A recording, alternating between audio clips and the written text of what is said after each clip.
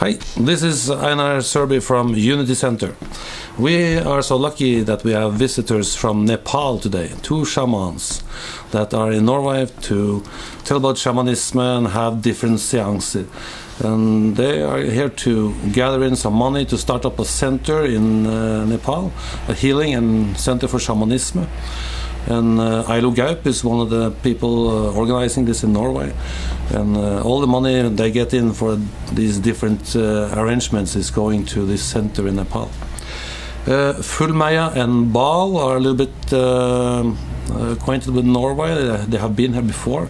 Lots of people know them. So now I'm so lucky to interview Bal here, and I want some inside information about shamanism and things about that. Okay, Bal. Hi. How are you? I'm fine. Namaste. Nice to have you in Norway. Thank you. Nice to be here. You have been here before? I've been here before 3 years ago, yeah. 3 years ago. What did you do? Wait, was you here at the Unity Center then? Yes, we were here Yes. also at the Unity Center for Yes. an evening rituals and a gathering Yes. here. It was really nice to meet all the people here. Yeah. And it's like coming back again to Yes, see the same people and friends here. I think you're going to see lots of the same people. Oh, let's see. I hope so. You're going to start a center in Nepal. Oh, hopefully, yes. This is what we are planning to do it in Nepal. Yes. And if the spirits allows it, the ancestors allow us to do it. If we have the permission from the ancestors, hopefully we are going to do this one. Yes. What is special with this center? It's a center for shamanism and healing. It's for the whole town to come and get treatment. We are actually not only focusing on healing centers, but we are also focusing mainly on preserving this old tradition, this old culture, this old wisdom of our ancestors. Yes. And because of this modernization, these things are being a little bit kept in behind. Yes. So I am in the process of reviving that old culture, keeping that culture intact. Yes. You speak very good English. Oh, thank you very much. You've been a lot around the world marketing shamanism. Thank you for your comment. Can you tell me a little bit? Lots of people know what they think they know what shamanism is. Can you give a simple explanation? What is shamanism? For me, shamanism is a door to the ancient wisdom that has been orally passed down from our ancestors from generation to generation. It is a way of life to live in harmony with the nature and the spirits. It is a way of bringing harmony in the community through healings and rituals and through different kind of ceremonies and all. But that's, I think, the simple definition that I can give about shamanism by us. Yeah. Do you think it's the same thing the Indians in America were doing?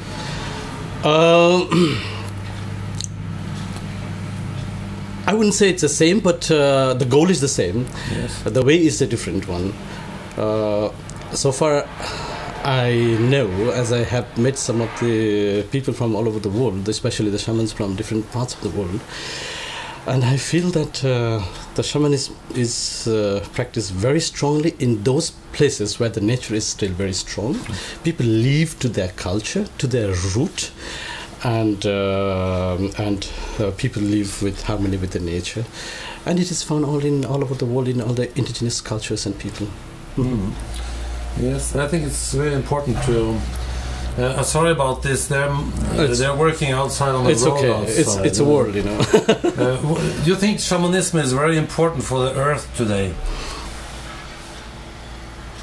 With the environmental things and with the Western people is making lots of exhaust from the cars and from all pollution and all things and thinking maybe very wrong about spiritual things and everything. I understand what you mean with your question, but I think the answer lies in your question itself. The most important thing, what you realize now, is that people are slowly forgetting about their own root. They are forgetting about that they are part of that nature. Destroying nature is destroying yourself. Shamanism has been living very harmoniously with the nature from the time immemorial. In our tradition, we believe that shamanism has started from the starting at the beginning of the mankind itself. So we shamanism, shamans, this culture has lived very closely with the nature. It's a pity to see all this kind of pollution and destruction the world is having now because of all this world power or whatever. And as a shaman, we can only pray for it, pray for heal the Mother Earth. The best to do to heal the Mother Earth is to just leave her alone, leave the nature alone. Do not go and disturb her. Leave her alone. That is the best thing that we can do by now. Spirituality, people talk about the spiritual things. Okay, that's one part, but the most important part for me especially is to leave the nature by itself. Let the flower blossom by itself. Let the birds fly. Let the trees grow. Let the waterfall falls. But you're working a lot with you're gonna have a center for shamanism, shaman. I know more and more people now in the Western world are using shamans to get healed, to get help for traumas and everything. Is that an important thing for you? I personally, during my several trips in Europe and giving lectures and seminars and workshops here in Europe, my main intention is not to tell the people to follow me. If you follow me, you follow my shadow. I show the way, and I tell the people to go in front of me. I cannot teach the people of Europe or the other countries about my culture, but I can show my culture. I can show the people how I work. I can show our way of shamanism. By showing this, I hope the people here can find their own root, going back to their own ancestors, and try to live in harmony with the nature. That's my own main intention. I do not want people to follow me and to want that's not what shamanism is about. No, I wasn't. I was more talking about healing people, helping people with illnesses and all these things. Yes, I understand. This is a part of shamanism. Without a healing, without the power of healing or knowing the mastery of healing, the shaman is never a complete shaman. As a part and parcel of shamanism, yes, when we are here, we do the healings to the people here. We encounter different kind of illness, different kind of problems here.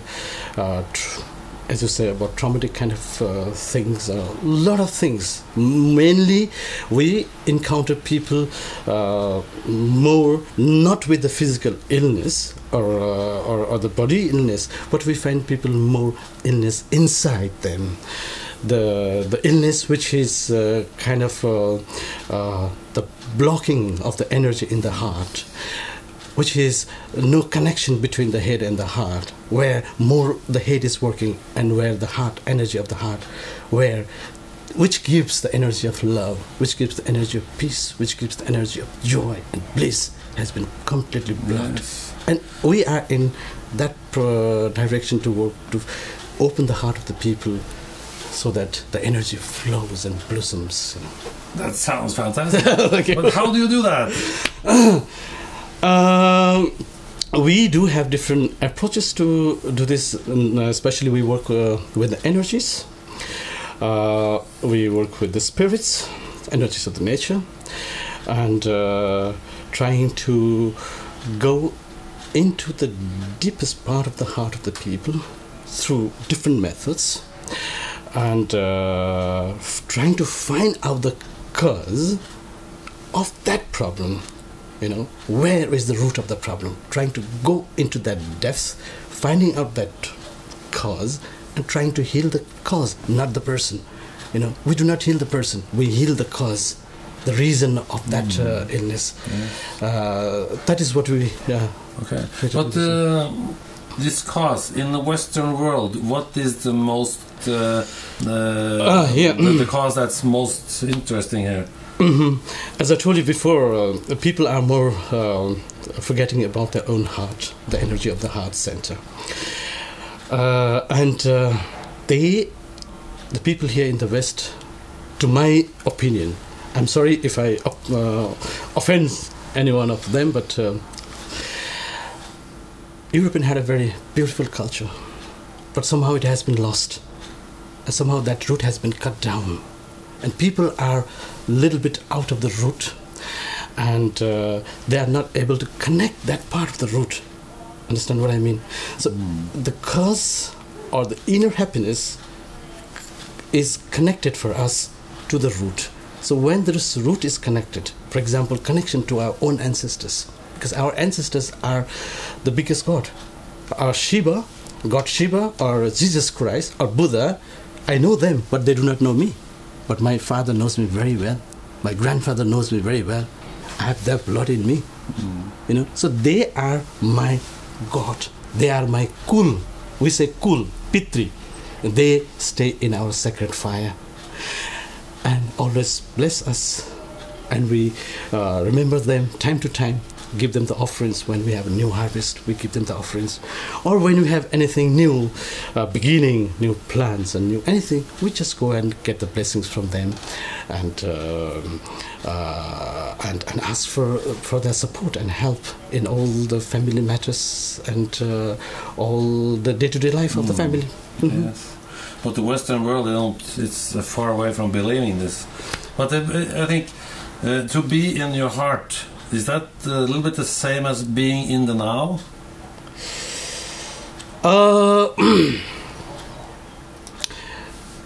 I think it is more than being now. Just to being now is that you are there only. To be in the heart is to get connected to the root, you know, as I told you before. You know, connection. The energy has to flow from that root to you. So there has to be connection. So then only you can live that process of now. Yes. Understand? And when there is no connection, whatever you do, maybe you go in a bar and have a glass of beer and you think you get a happiness, but there's no connection. You know, so that connection, I think, is more important for the flow of the energy. That's very interesting. This is something we Western should hear more about. This is a YouTube video, and I only have 15 minutes. Okay, you can cut it in the middle. Well, I still have a few minutes here. Okay. Do you have? Do you have a message for the world, to the people listening to this? Do you have? What do you want? What is your innermost wish to tell people to do something or anything? The most important thing for today's world, in my opinion, is respect the nature, be harmony with nature, connect to your own root, respect your elders, respect your parents. Give the younger generation the love, the culture that you want to develop, that goes from generation to generation, and live a peace and happy life. That's, I think, the message that I can. Yeah, it couldn't be any better. Okay, Bal, you're going up now to have a lecture and a seance with drums and everything? Yes, now... Drums are important, isn't it? Yeah, without the drums, the shamans cannot go into trance. So the drums are important and altars are important. So I'm looking forward to go to the room and prepare the altar and drums and things like that. Yeah. And I think you're going to do that now. So thank you very much for this opportunity to talk with you. Thank you too. Thank you very much. Thank you.